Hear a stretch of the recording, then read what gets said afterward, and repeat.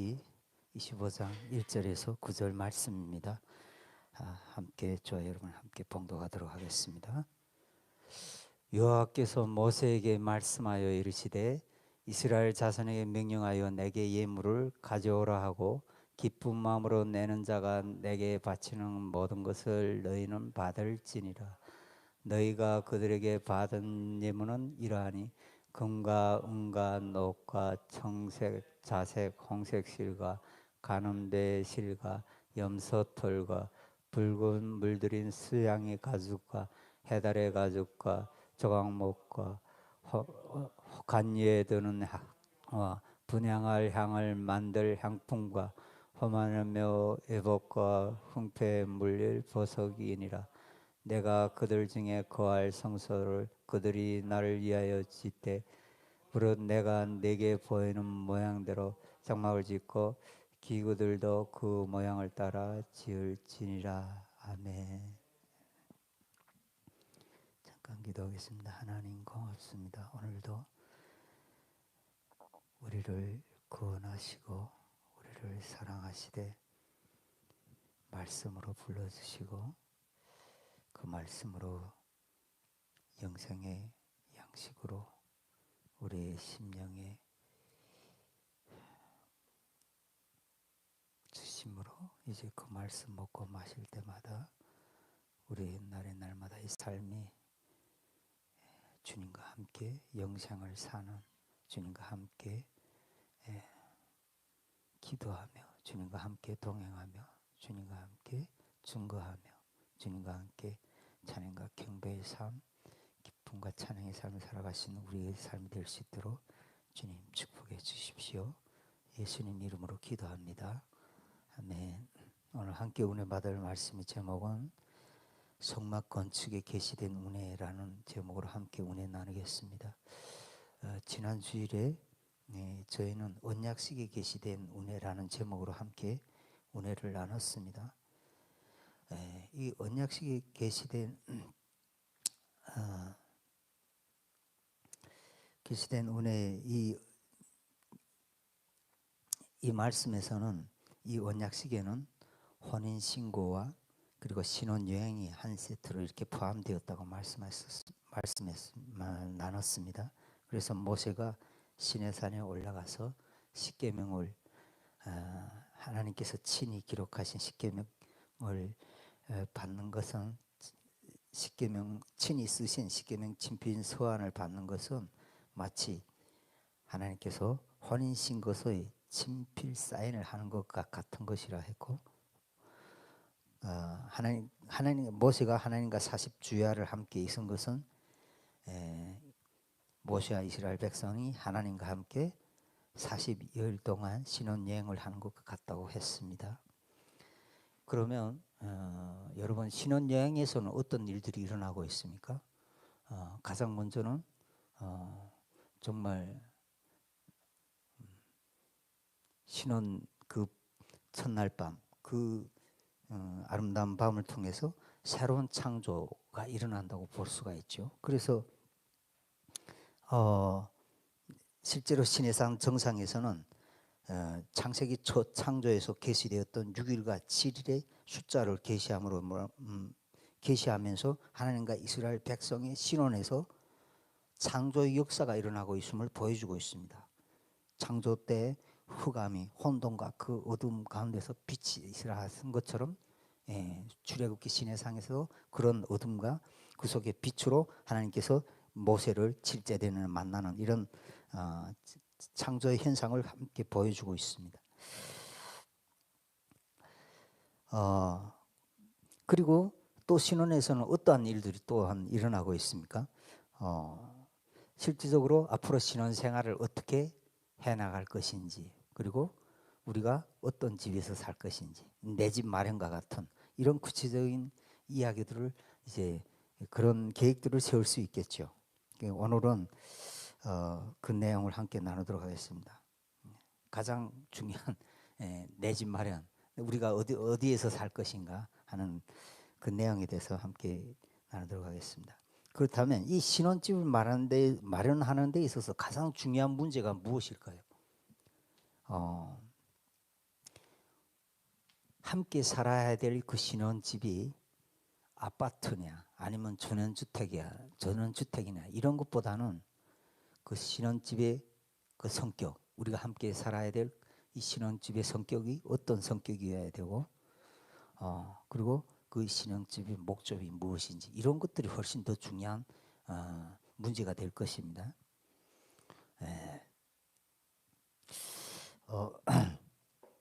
그래서 그 어떤 집에서 어떤 집이어야 하는 것보다 신혼의 성격과 그 목적이 훨씬 더 중요합니다. 그리고 가장 중요한 것은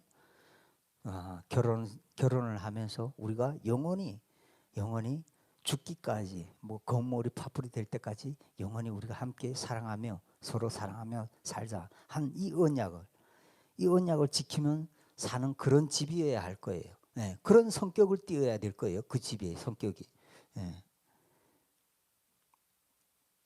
그래서 이 선막 건축에 대한 이 말씀을 앞뒤로 감싸고 있는 말씀이 있는데 그 말씀이 뭐냐면 출애굽기 24장 12절하고 그리고 출애굽기 31장 18절에 양옆에 동일한 말씀을 이렇게 기록하고 있습니다. 여호와께서 시내산 위에서 모세에게 이르시기를 마치신 때에 중급한 돌을 모세에게 주시니 이는 돌판이요 하나님이 친히 쓰신 것이라. 이 말씀을 양 앞뒤로 이렇게 24장하고 31장에 이렇게 앞뒤로 이렇게 기록하고 있습니다. 감싸고 있어요. 이 말씀들 사이에 성막 건축을 말씀하셨다는 것은 이 성막은 하나님과 이스라엘 백성이 맺은 언약을 지킴으로써 함께 사는 언약을 지킴으로 사는 집이어야 된다는 것을 이제 말해주고 있죠. 한마디로 말하면 말씀의 거처가 곧 성소임을 말해주고 있습니다. 성전, 말씀의 거처가 성전임을 말해주고 있습니다. 언약이 거처하는 것. 한마디로 말하면 신혼집의 가장 중요한 핵심은 뭐냐고요? 언약이라는 거예요. 두 사람이 사는데 가장 중요한 성격, 목적이 뭐예요? 언약이라는 거예요. 언약. 이 언약이 깨지면 이게 다 깨지는 거예요. 이게. 언약이 깨진다는 건 뭐예요? 한마디로 말하면 서로가 사랑하자고 했던 그 약속, 그 신뢰, 그거 다 깨지는 거예요. 다 깨지는 거예요. 딴 생각하죠. 딴 생각. 서로 마주봐도 시원치 않을 판에 서로 마주봐도 정말 시원치 않을 판에 눈이 서로 구멍이 날 정도로 서로 쳐다보고 있어도 시원치 않을 판에 사랑한다면 진짜 사랑한다면 그래야 하는 판에 이게 깨지면 끝장나는 거죠.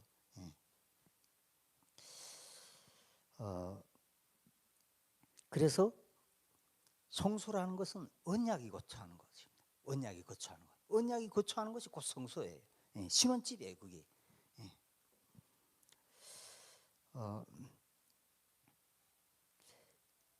그래서 출애굽기 24장부터 40장까지는 마지막 장까지 24장부터 마지막 장까지는 전부 하나님의 성전 건축에 대해서 이제 기록하고 있는데 이 전체적인 구조를 보게 되면 이렇게 구조가 되어 있습니다. 25장부터 31장까지 성막 건축에 대한 이야기가 기록되어 있고 그리고 32장에서 34장까지는 이스라엘 백성들의 반역과 그 언약을 새로 갱신하는 내용이 또 기록되어 있고 다시 35장에서 40장까지는 성막 건축에 대한 이야기가 다시 한번 재기록되어 있습니다. 성전 건축이 있는데 그 가운데 중간에 이스라엘의 반역이 나타나고 있습니다. 그래서 창세기 25장에서부터 40장까지 내용은 성막 건축 내용을 두 번 기록했다고 해도 과언이 아닙니다. 두 번 기록했다고 볼 수가 있습니다. 그래서 이 비평학자, 자유주의 학자들은 이 두 내용이 서로 건축 내용이 좀 다른 내용을 담고 있고 그래서 서로 다른 사람이 기록했다 이렇게 주장하는 사람들도 있어요. 그런데 기본적으로 보수적인 학자들은 이 성막 건축 내용은 동일한 건축 내용이고 단지 그 강조점이 다르다 이렇게 해석하고 있습니다.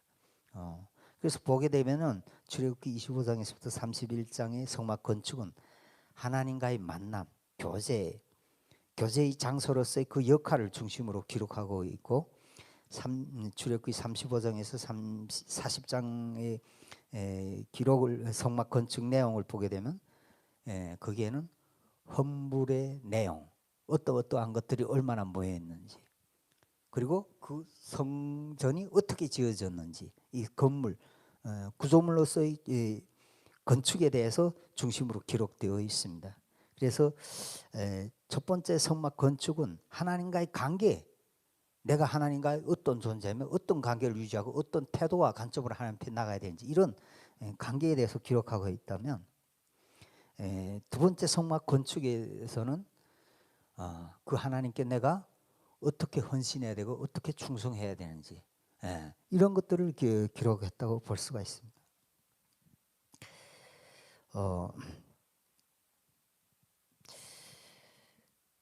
그리고 이 모든 성막 건축은 하나님께서 모세에게 산에서 보여주신 대로, 말씀하신 대로 기록되었다는 거예요. 말씀하신 대로 기록되었다는 거예요. 그래서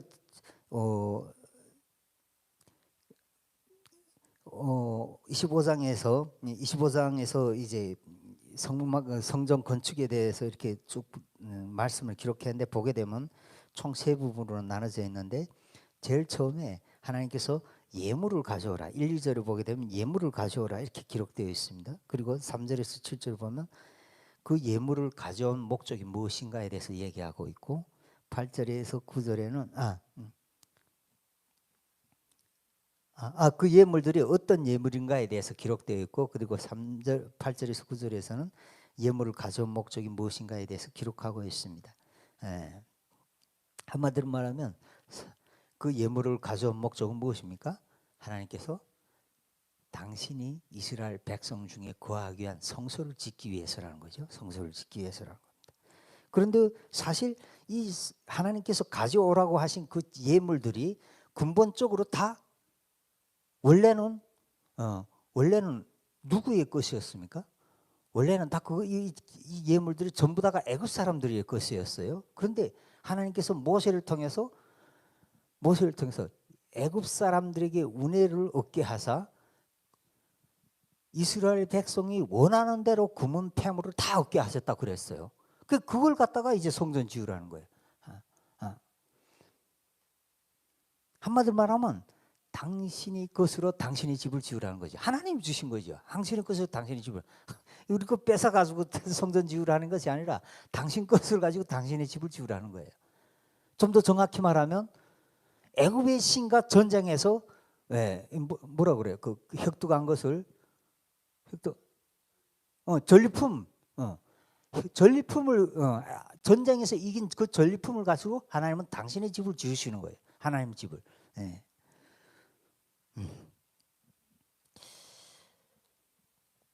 그런데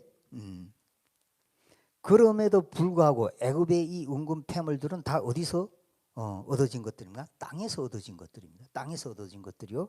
또 이 성막은 이스라엘 백성의 손으로 지어진 것이에요. 이스라엘 백성의 손으로 지어진.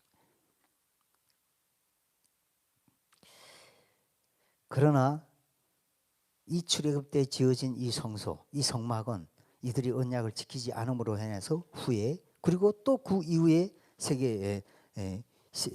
세계에서도 결국은 이 언약을 지키지 않으면 망하게 되었고 무너지게 되었고, 선지자에서는 새 성전으로 지어질 것이 예언되고 있습니다. 그리고 그 성전은 때가 참에 육신의 자막을, 썩어 없어질 육신의 장막을 허무시고 영원한 성막으로 오신 예수 그리스도, 영원한 성전으로 오신 예수 그리스도로 인해서 저와 여러분에게 이 땅에서 썩지 아니하고 없어지지 않을 영원한 집으로 저와 여러분에게 주어졌습니다.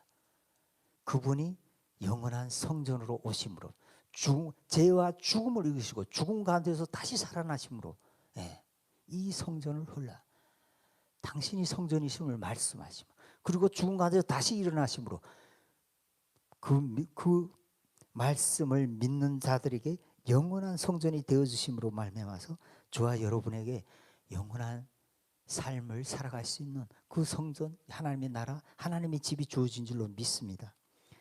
야, 이 집을 산다는 건 정말 말할 수 없는 감동인 것 같아요. 감사한 것 같아요. 땅에 묶이지 않지 않습니까? 내가 영원히 산다. 하나님과 같이. 아, 이거는 정말 암만 생각해봐도 이것만큼 우리를 강하게 하고 평안하게 하고 담대하게 하고 무언가에 붙잡히지 않게 하고 자유롭게 하는 건 그런 능력은 없을 것 같습니다. 이 집, 이 영생의 집, 이 능력, 이 은혜.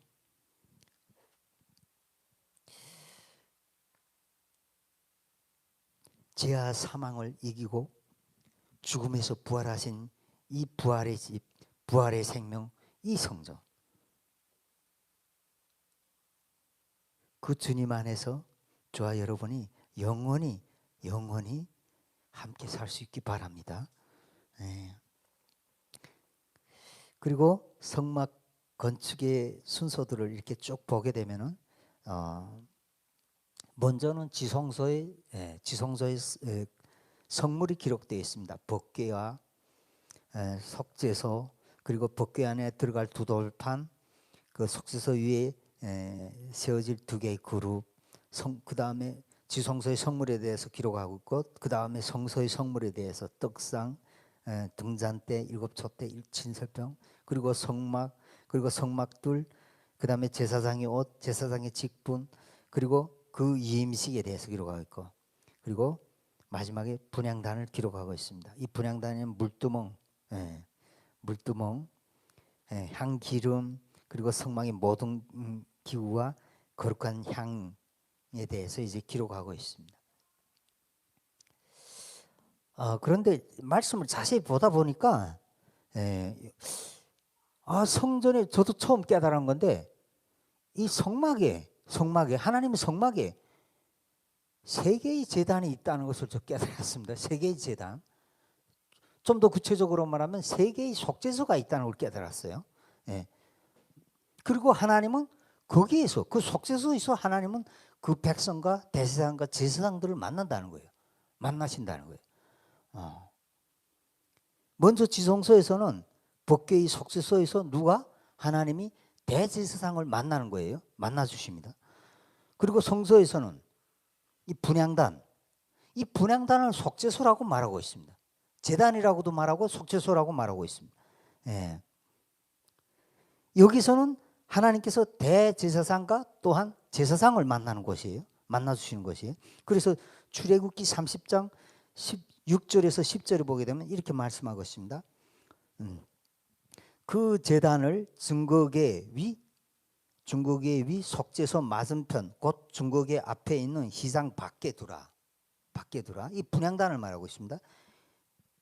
그다음 그 속죄소는 내가 너와 만날 것이며 아론이 아침마다 그 위에 향기로운 향을 사르되 등불을 손질할 때에 살을 찌며 또 저녁 때 등불을 켤 때에 살을 찌니 이 향은 너희가 대대로 여호와 앞에 끊지 못할지며 너희는 그 위에 다른 향을 사르지 말며 번제나 소제를 드리지 말며 전제의 술을 붓지 말며 아론이 1년에 한 번씩 이 향단불을 위하여 속죄하되 속죄제의 피로 1년에 한 번씩 대대로 속죄할지니 이 제단은 분향단입니다. 이 제단은 여호와께 지극히 거룩하니라.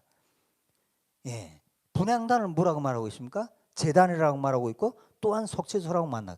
여기서 너와 내가 만난다. 그러면 이 대제사장과 제사장은 여기서 만나는 거예요. 분향단에서 만나는 거예요. 그 다음에 또 가장 먼저는 지성소의 속죄소, 이 제단과 속죄소가 있고, 그 다음에 이 성소의 분향단이 제단과 속죄소가 되고, 마지막에는 또 뭐가 있습니까? 어느 제단이 있을까? 성막 겉뜰 안에 있는 번제단. 이것이 또 하나의 제단이고, 거기가 또 속죄소이죠. 거기에서 또 누가 만납니까? 제사장과 백성이, 제사장을 동참해서 백성이 하나님과 만나는 거예요. 이렇게 성전은 세 개의 제단과 세 개의 속죄소가 있습니다. 아마 이 속죄소에서 하나님을 만나는 거예요.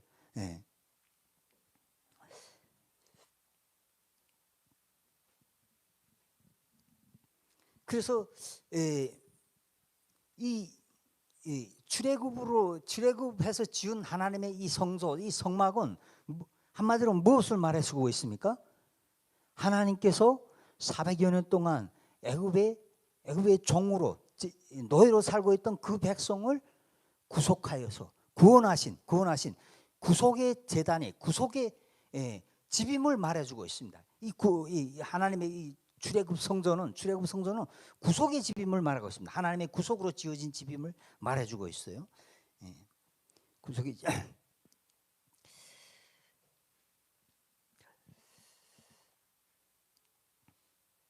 그렇게 이 40일 동안 하나님께서 모세를 만나시고 거기에서 하나님께서 이 집을 어떻게 지을 것인가에 대해서 쭉 이렇게 말씀해 주셨어요. 40일 동안 그 말씀을 앞으로 우리가 살 집을 이러이러하게 지어라 이걸 말씀하고 있어요. 그런데 한편 산 아래쪽에서 이상한 일이 일어나고 있죠. 이상한 일이 일어나고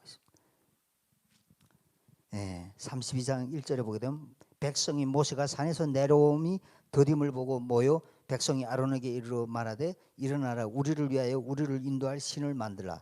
이 모세 곧 우리를 애굽 땅에서 인도해낸 사람은 어찌 되었는지 알지 못함이라.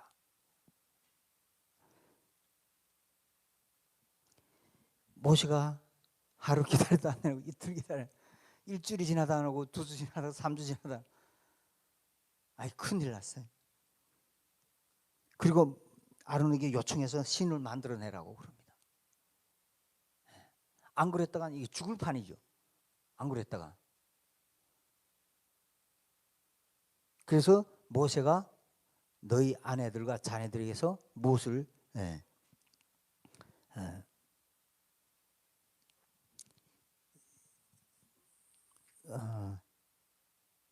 금 귀고리를 빼서 가져오라 그래요. 그리고 그것으로 이제 금송아지 행상을 만들고 금송아지 행당을 만들고 제단을 쌓고 공포하기를 내일은 여호와의 절이리라 하고 축제일로 공포를 합니다. 금고리 이런 것들을 가져오라 하고서 그것으로 금송아지 행상을 만들고 그리고 다음 날 내일은 여호와의 절이리니 너희가 내일 다 이 요 앞에 이 금송아지 제단 앞에 다 나오라고 합니다. 그리고 그 다음 날 백성들이 일찍 일어나서 금송아지 우상 앞에서 번제와 화목제를 드리고 온 백성이 거기에 우상 이 금송아지 앞에 마주 앉아서 먹고 마시면서 춤추며 뛰노면서 여호와를 찬양하는. 여러분 이 한번 상상을 해보십시오. 200만 명이 모여서 집회하는 거 봤어요? 제가 한번 찾아봤습니다. 여의도 집회 빌리그레암 목사님이 왔을 때 뭐 대단했다고 그러더라고요. 100만 명이 모였다고 그러더라고요. 100만 명이. 근데 그게 찾아보니까 5일 동안에 약 300만 명이 모인 걸로 이렇게 추산이 되어 있더라고요. 5일 동안에.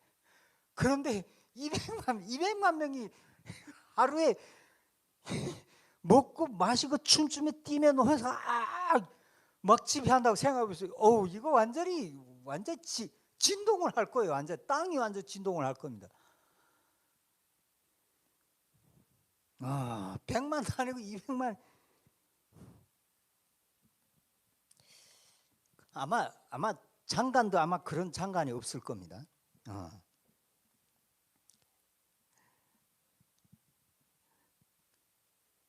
그래서 32장 7절에서 8절에 보면 하나님께서 분노하셔서 이 모세에게 말씀하십니다. 너는 내려가라. 내가 애굽 땅에서 인도하는 네 백성이 부패하였도다. 그들이 내가 그들에게 명령한 길을 속히 떠나 자기를 위하여 송아지를 부어 만들고 그것을 예배하며 그것에게 제물을 드리며 말하기를 이스라엘아 이는 너희를 애굽 땅에서 인도하는 너희 신이라 하였도다. 금송아지 놓고 자기들이 신이라고 그래. 이 말씀을 보게 되면 이런 구절이 있습니다. 내가 그들에게 명령한 길을 속히 떠나. 이런 말씀이 있습니다. 속히 떠나.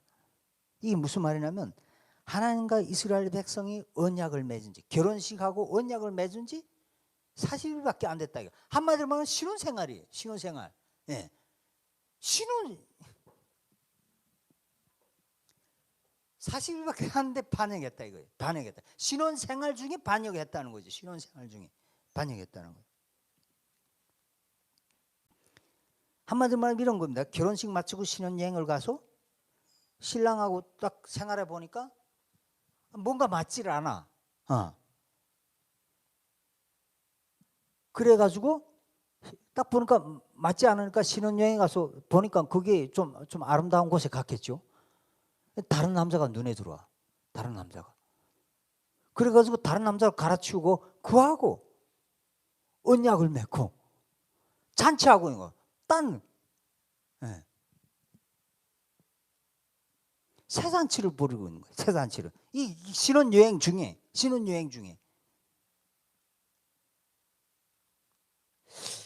아유, 참 이게 암만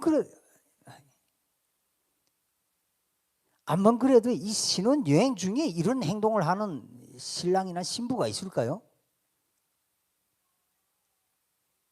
이게 정신병자나 이런 일을 하지 이게 신혼여행 가서 이런 미친 짓을 누가 합니까 이거?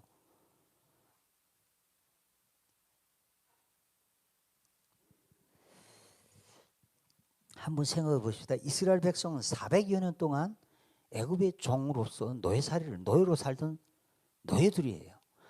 400년 동안 사람이 노예 생활하면 그런 사람들에게 자기우위라는 것이 과연 있을까요? 자기우위라는 것이.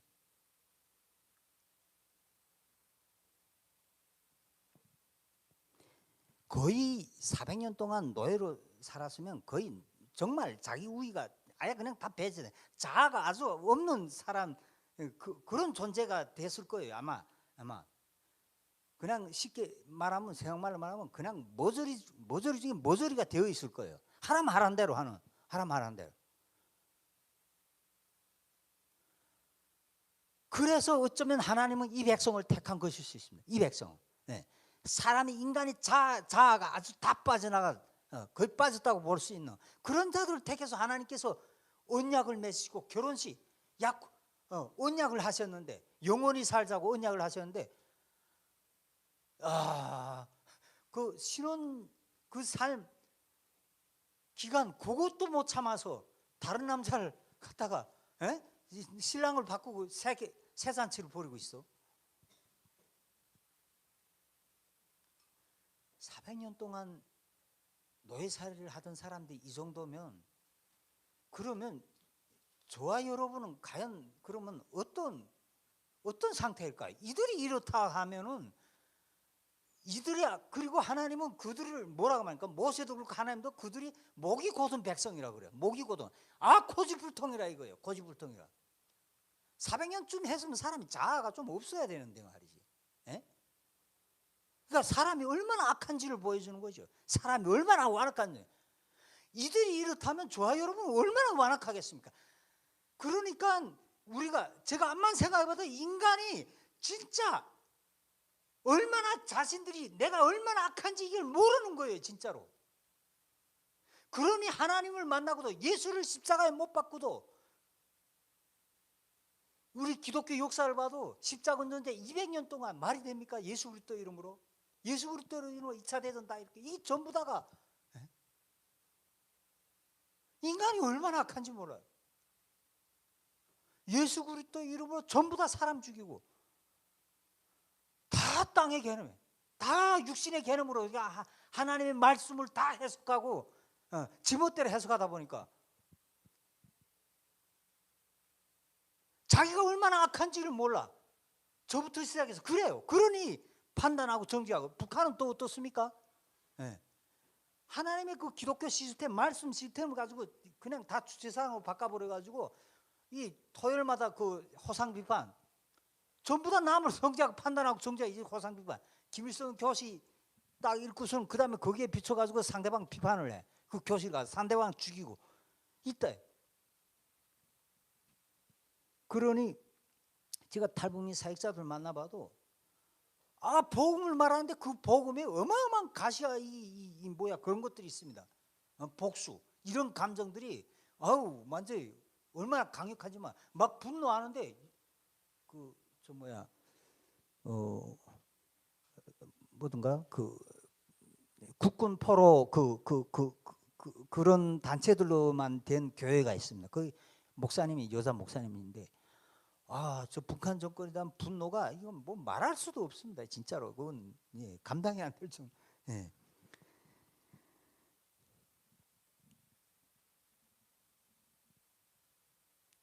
그래서 하나님도 이렇게 말씀하십니다. 예. 32장 10절에 보면 모세 너는 나 말리지 마 붙잡지 마 이 백성은 목이 곧은 백성이야. 나는 이 백성은 모세를 다 죽일 거야. 내가 너를 가지고 다시 시작할 거야. 그렇게 말씀하셔요. 내가 너를 통해서 큰 민족 큰 나라를 만들어낼 거다. 그리고 정말 당장 하나님이 거대한 불이 산 밑으로 향해서 돌격하려고 이제 확 정말 그 시내산 꼭대기에서부터 완전히 하나님 불이 불붙고 있어요. 공격하려고. 그래서 모세가 얼마나 급했는지 그 자리에 엎드려서 하나님께 향해서 목이 터져라고 하면서 하나님 외치면서 기도합니다. 하나님 잠깐만 기다려 주세요. 그래도 이 백성이 하나님 백성이 아닙니까? 하나님 택하신 백성이 아닙니까? 만약 하나님께서 이 백성을 다 죽이면 애굽 사람들이 뭐라고 하겠습니까? 하나님께서 자기 백성을 다 죽이려고 시내산으로 끌고 갔다. 애굽 땅에서 데리고 나갔다. 그들이 이렇게 말하면 지금까지 하나님께서 행하셨던 그리고 보여주셨던 하나님의 은혜, 하나님의 놀라운 능력, 권세, 그 영광은 다 어떻게 되는 겁니까? 이렇게 얘기하는데도 하나님이 견딜 수가 없는 거예요. 견딜 수 없는 거예요. 네. 신혼여행 중에 그냥 신부가 달아났으니까 하나님 분노하죠. 분노. 하나님 멈추지 않아요. 그래서 이번에는 모세가 또 자기 조상의 이름을 자기 조상과 하신 약속을 가지고 하나님께 간구합니다. 만약 주께서 이 백성을 다 죽이시면 하나님의 주의종 아브라함과 이삭과 야곱에게 했던 그 약속은 다 어떻게 됩니까? 그들에게 그리고 그 후손들에게 하늘의 별처럼 많게 해주시겠다가 그 약속은 어떻게 됩니까? 이렇게 그 하나님의 약속을 가지고 하나님께 또 기도합니다. 그래서 정말 자칫하면은 다 죽을 수밖에 없었던 이 이스라엘 백성이 이 모세의 기도를 통해서 잠깐 멈춰지게 돼요. 그렇다면 정말 모세의 말이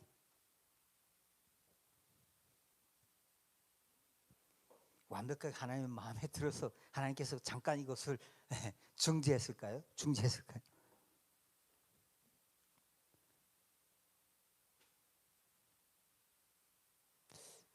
모세의 말이 완벽하지 않습니다. 그것 때문에 하나님이 중지하신 게 아니에요. 왜 그렇습니까? 언약이란 건 무엇입니까? 아무리 내가 지켜주겠다 해도 둘이 언약할 때는 어떻습니까? 이 언약을 안 지키면 서로가 죽이게 돼요. 피를 뿌리며 언약했잖아요. 이건 뭐예요? 지키지 않을 때는 서로가 서로에 대해서 죽인다는 언약이에요. 언약은 그런 거예요. 피 뿌리며 언약한 거는 뭐예요? 서로가 언약을 지키지 않으면 서로가 이 언약을 죽인다는 거예요. 네. 이건 물을 수 없는 거예요. 이것은. 네.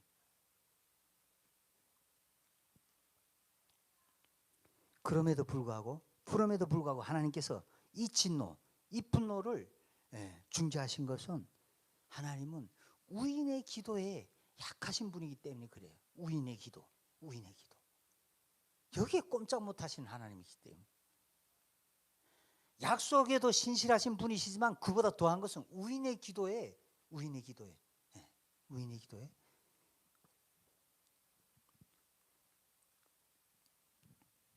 마음을 하나님 여시는 하나님이시기 때문에 그렇습니다. 우인의 기도에. 정말 모세의 피 터지는 그 아픈 기도로 인해서 삼태에 있던 그 백성들이 산 밑에 있는 백성들을 향해서 돌격하려던 하나님의 여호와의 그 불이 멈추게 됩니다. 예. 그리고 이제 하나님의 분노의 불이 멈추고 모세와 여호수아가 산 중턱까지 내려왔는데 산 밑에 아래쪽에서 요란한 소리가 들립니다. 그래서 여호수아가 진중에서 싸우는 소리 같습니다. 그런데 모세가 다시 들어보니까 이것은 승전가도 패전가도 아니고 노랫소리 같다 그러죠. 그리고 그 밑을 내려다 보니까 이스라엘 백성들이 금송아지 만들어 놓고 그 앞에서 춤추며 노래하며 완전 잔치 벌이는 거예요. 완전히 소리 지르면서. 네. 얼마나 기가 막히겠습니까? 얼마나 기가 막히겠습니까? 6월절 어린 양을 대신 이 백성의 죄를 대신해서 대신 당신을 지불하고 구원한 이 백성이, 구원한 이 백성이 금송아지 만들어 놓고 자기를 구원한 신이라고 이렇게 춤추며 노래 부르며 찬양하고 있으니 얼마나 기가 막힙니까?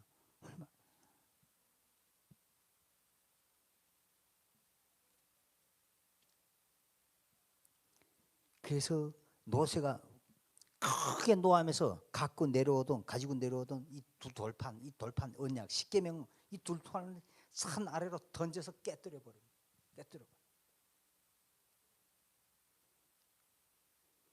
그리고 산 밑에 내려와서 이스라엘 백성이 만든 송아지를 박살내서 그 자리에서 박살내서 가루로 만들어 가지고 물에 타서 이스라엘 백성들을 다 마시게 해요. 하나님께서 쓰신 이 두 돌판, 친히 쓰신 이 두 돌판이 깨졌다는 것은 뭐예요? 하나님의 결혼이 깨졌다는 걸 말해주죠. 이 송아지가 깨졌다는 것도 이스라엘 편에서도 이들의 결혼이 한마디로 깨진 거예요. 하나님과 이스라엘 백성이 결혼이 한마디로 깨진 거예요. 서로가 서로에 대해서 서로가 피해를 보죠. 하나님은 잘못한 것이 없지만 여호와 하나님은 잘못한 거 없지만 한 사람이 그걸 지키지 않으면 같이 피해를 보는 거예요. 같이 죽는 거예요. 네. 한 사람이 둘 중에 한 사람이 바람 피웠는데 한 사람 그냥 억울하게 그냥 이혼 그 감투를 쓰는 거예요. 그냥.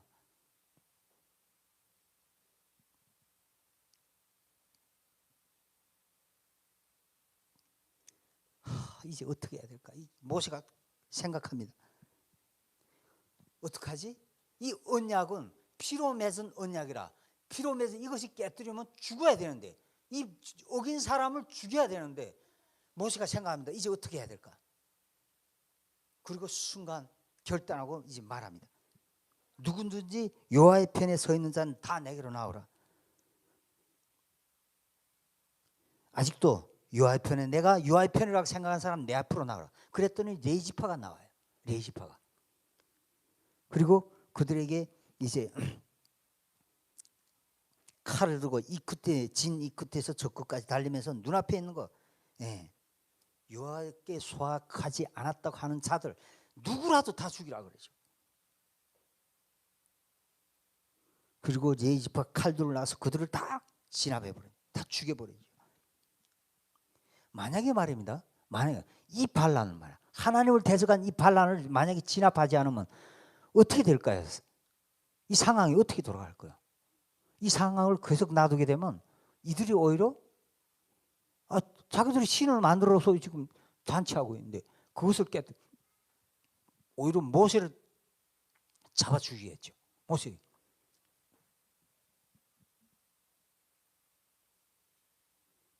그래서 이 민족을 살리기 위해서 모세는 이런 결단을 합니다.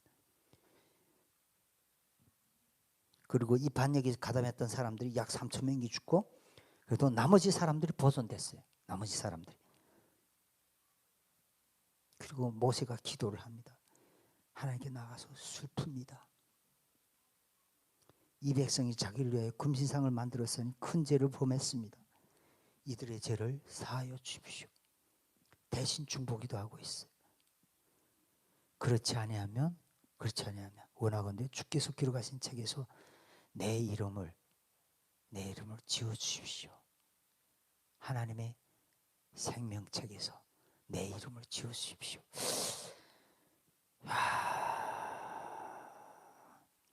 이게 무슨 기도일까요? 하나님의 생명책에서 내 이름을 지어달라. 어떻게 이런 기도를 할 수가 있습니까? 이 기도는 정말 진짜 생명이 무엇인지 아는 사람만 이렇게 기도할 수 있다고 생각이 돼요. 모세의 이런 기도는 진정 생명이 무엇인지 아는 자만 이 기도를 할 수가 있는 거예요. 모세가 아는 생명은 어떤 생명입니까? 하나님의 생명책에 기록되지 않은 생명은 생명이 아니라고 보는 거예요. 모세는.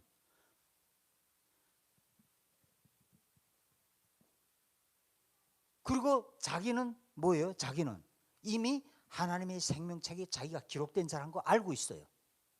그리고 그 생명이 얼마나 소중한지를 알고 있어. 하나님의 생명책에 기록된 그 생명이 얼마나 얼마나 귀한지를 알고 있어. 그 생명의 그 소중함을 알고 있으니까 그 생명이 책에 기록된 그 생명의 그 귀중함이 얼마나 소중한지를 알고 있으니까 내 혈육의 친족들이 그 생명책이 기록되지 못하고 죽어야 한다고 생각하니 이게 견딜 수가 없는 거야. 내 피부치 민족이 그 생명책이 기록되면 택함을 받았는데 죄로 말미암아 이제 하나님과 떨어져서 이 생명책에서 다 없어진다고 생각하니 이 견딜 수가 없는 거예요. 그 생명이 어떤 생명인지 아니까. 근데 내 친족, 내 속한 사람들이 다 그 책에 기록되지 못하고 다 죽는다고 생각. 이게 견딜 수가. 그러니 자기 생명까지 내다고 그들을 구원하겠다. 그 생명이 소중함이 어떤 것인지 너무너무 잘 알기 때문에 예수님도 마찬가지예요. 자신 안에 있는 그 영생의 생명이 어떤 것인지 그 귀함 소중함 그것이 그 가치가 어떤 것인지 알기 때문에 이게 견딜 수가 없는 거예요. 에? 자기 이름을 부르는 자들이 죄 때문에 죽는 거 이게 견딜 수가 없는 거예요. 자기 생명 내놓고 이거 견딜 수가 없는 거예요. 그 생명을 아는 자만이 이렇게 기도할 수가 있는 거예요. 기도할 수 있는 거예요.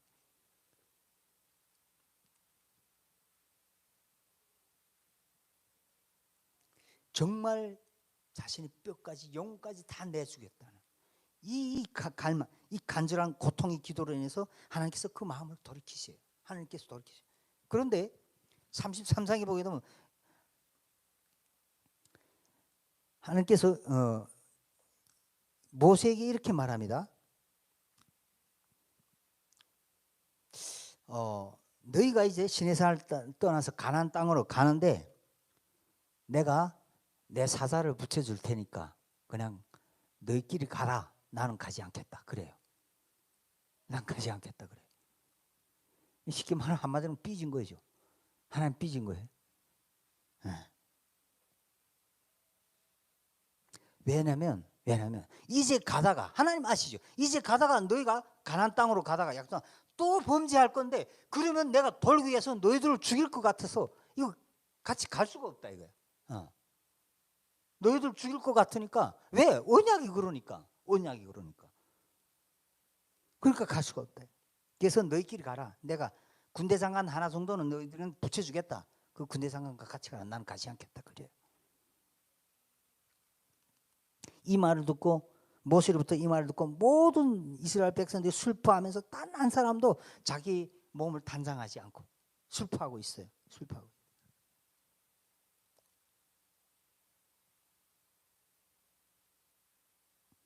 그리고 이때 하나님께서 모세에게 나타나서 말씀하십니다. 너희 몸에서 다 장신구를 떼라 그래요. 제거해라 그럽니다. 이 장신구는 전부 다가 애굽에서 그들이 취하고 나온 것들입니다. 한마디로 말하면 아까도 얘기했지만 애굽과의 전쟁에서 승리한 이 전리품들이에요. 그것을 장식하고 나왔다는 것은 한마디로 말하면 명예이고 영광이고 이런 면류관이에요. 승리의 면류관들입니다. 근데 그것을 다 떼버려요. 왜요? 우리가 국가대표들이 나가서 딱 금메달이랑 따고 오면 딱 돌아올 때 딱 그거 달고 오지 않습니까? 한 면류관인데 그걸 다 뗐어요. 왜요? 언약을 얻게 죄를 범했기 때문에.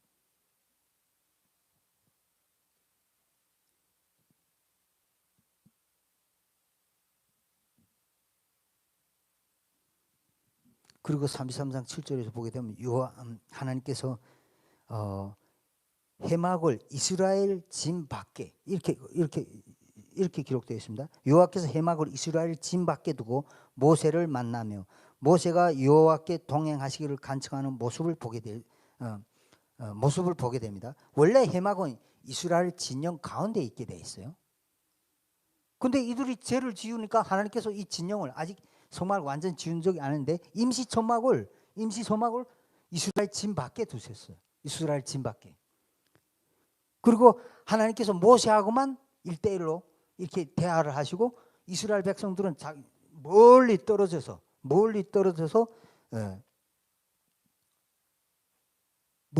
하나님의 모세가 이제 하는 것을 하나님 말씀하신 걸 멀리 떨어져서 보고 있다고 말씀하고 있습니다. 바라만 멀리 떨어져 진중에 멀리 떨어져서 바라보고 있을 뿐이에요. 그런데 하나님 모세하는 친구처럼 얘기했다 그러죠. 아주 가깝게. 그리고 상대적으로 이스라엘 백성은 멀리 떨어져 있다 그래요. 이것은 쉽게 말하면 이제 언약이 깨지고 아내가 다른 남자와 발언났기 때문에 별거 상태라 하는 것과 같은 거예요. 별거 상태.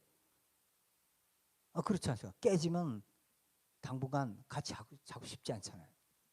별거 상태인 거죠. 별거 상태.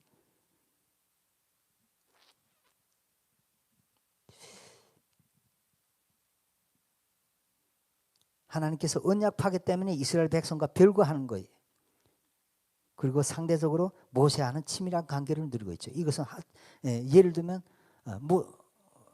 이런 겁니다. 부부간에 이제 관계가 안 좋았어. 언약이 깨져가서 관계가 안 좋아서 별거하면서 그 아들을 통해서 뭐예요? 너 엄마한테 가서 나 어떻다고 가서 전해라. 그러면 이 아들이 가가지고 엄마한테 가가지고 아빠가 이렇게 합니다. 그리고 엄마가 너 아빠한테 가서 뭐라고 말해라. 아들을 가지고 왔다 갔다 하면서 지금 별거하면서 지금 교제하는 그런 관계예요. 그런 상태가 있어요. 한마디로 말하면 하나님께서 이스라엘 백성과 완전히 관계를 끊은 게 아닌 거예요. 완전히 관계를 끊은 것이 아니에요. 냉전 상태에 있습니다.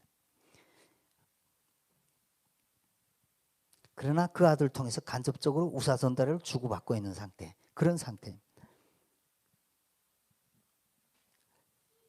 그리고 34장에 보게 되면 하나님께서 모세의 간절한 기도를 통해서 새롭게 언약을 맺는 모습을 보여주고 있습니다. 그리고 34장의 핵심 주제에는 하나님 주의 영광을 내게 보여주십시오. 이것이 핵심 주제예요. 모세가 그렇게 기도합니다. 만약에 하나님께서 약속하신 그 땅에 하나님 같이 가지 않으신다면 내가 그 땅에 간들 무슨 소용이 있습니까? 내가 주의 은총을 받았다는 거, 주님이 나를 아신다는 거, 내 이름을 아신다는 거 무슨 소용이 있습니까? 하나님이 없는데. 하나님이 가지 않으면 나도 가지 않겠습니다. 모세가 정말 하나님이 삐져가지고 군대 장관만 보내도 되니까 가서 그 땅을 다 점령해라. 그러나 나는 가지 않겠다. 근데 모세는 그거 아니죠. 하나님이 약속하신 땅. 그 땅에 하나님이 가지 않으면 내가 거기 갈 이유가 뭐냐 말이에요. 그 말이 맞지요. 하나님의 집에 말입니다. 하나님과 함께 살아야 될 부부가 신혼집에 같이 살아야 될 그 집에 말이에요. 다른 신랑이 들어와 산다고 생각해 보십시오. 다른 아내가 다른 신랑이나 신부가 산다. 이게 말이 됩니까 이게? 말이 안 되죠. 하나님이 가지 않으면 가나안 땅은 뭐예요? 하나님의 집이죠. 그 백성이 살아야 될 집이지 않습니까? 약속의 집이지 않습니까? 그 집이 하나님이 안 가는데 신랑 대신 하나님이 안 가는데 거기 가 뭐합니까 거기?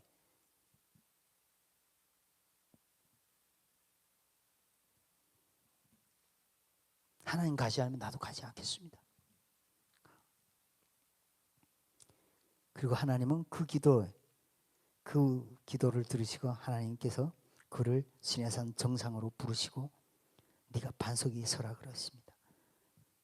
내 영광이 지나갈 때가 내가 너를 반석 위에서, 반석 틈에서 너를 두고 지나갈 텐데 그때 너는 내 등을 볼 것이요 너는 얼굴을 보지 못할 것이라. 하나님께서 이제 다시 모세를 만나 주십니다. 모세를 만나 주심으로 인해서 무엇입니까? 다시 언약이 회복되는 거예요. 다시 언약이 회복되는 거예요.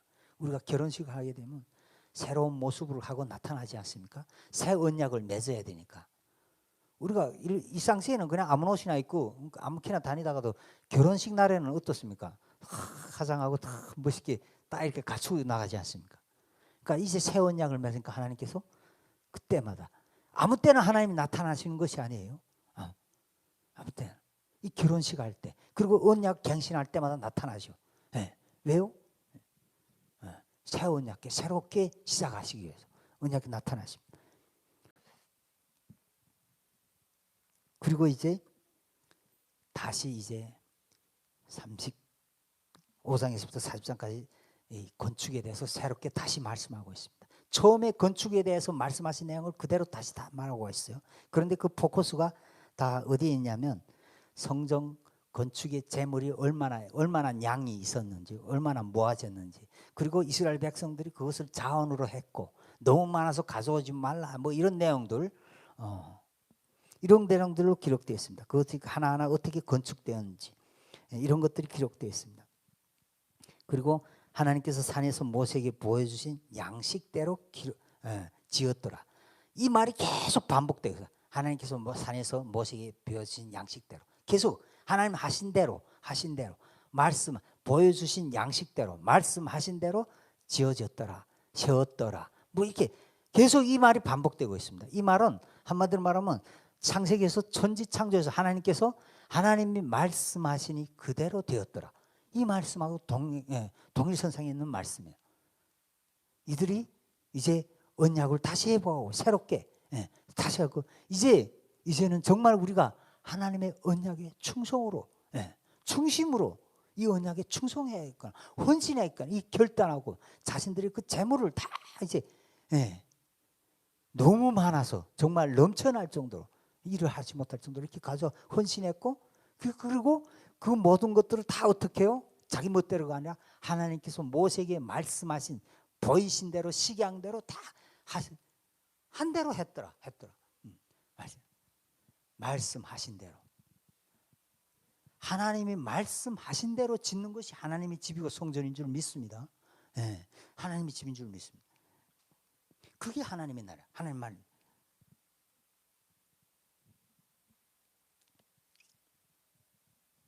그런데 아까 제가 이 하나님의 이 출애굽의 성전은 세 개의 제단과 세 개의 속죄소가 있다고 이제 제가 그랬습니다. 그래서 이 번제단의 속죄소는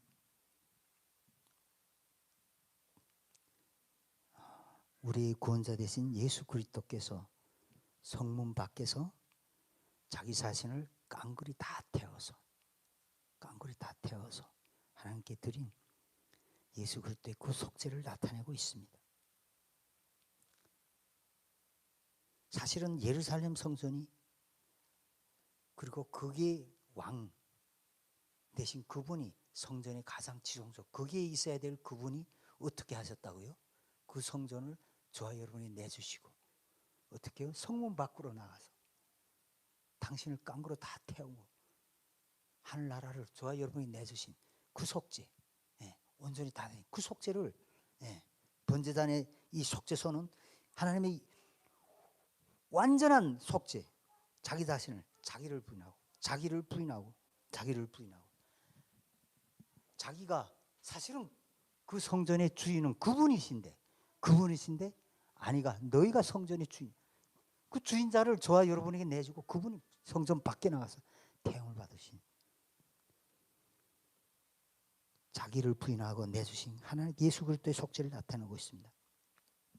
그리고 성소의 속죄소의 이 분향단은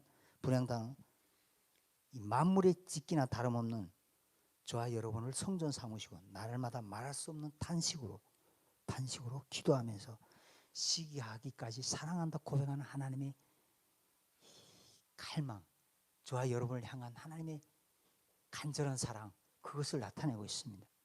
이 분향단의 속죄소, 말할 수 없는 탄식으로 저와 여러분을 위해서 기도하는, 사랑한다고 날마다 시간마다 고백하는 저와 여러분을 향한 하나님의 간절한 사랑을 나타내고 있습니다. 그리고 지성소의 속죄소, 이 속죄소는 오늘도 하나님이 보좌 우편에서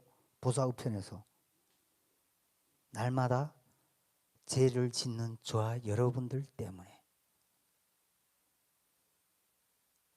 날마다 대속 제물이 되어 주시는, 영원한 대속 제물이 되어 주시는 예수 그리스도의 속죄를 나타내고 있습니다. 하늘 보좌에서 저와 여러분이 영원한 제물이 되어 주셨다 그랬잖아요. 그렇다면 날마다 죄를 짓는 저와 여러분을 대신해서 날마다 산제물이 되어 주시는 산제물, 그분은 영원성에서 영원한 산제물이 되어서 산제물, 저와 여러분을 위해서 영원까지 산제물이 되시는 예수 그리스도의 속죄를 나타내고 있습니다. 그래서 이 영생이라는 것은 한마디로 이렇게 정리할 수가 있습니다. 영생이란 날마다 드려지는 산제물이다. 우리 예수님이 그렇게 살고 있단 말이에요. 저 천국에서. 그래서 우리가 여기 나와서 까불어도 죽지 않는 거예요. 거룩하지 않아도 죽지 않는 거예요. 그분이 뭐예요? 제물이 되어 주시기 때문에. 저와 여러분의 죄를 지을 때마다, 입으로 생각으로 뭐로 죄를 지을 때마다 그분이 내가 나의 주님이란 그 고백 하나 때문에, 그 고백 하나만으로 저와 여러분의 제물이 되어 주시는 거예요.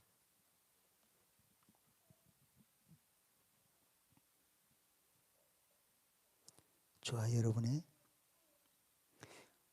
한국에서 살아보니까 저도 정말로 죽는 순교보다 산제물이 되는,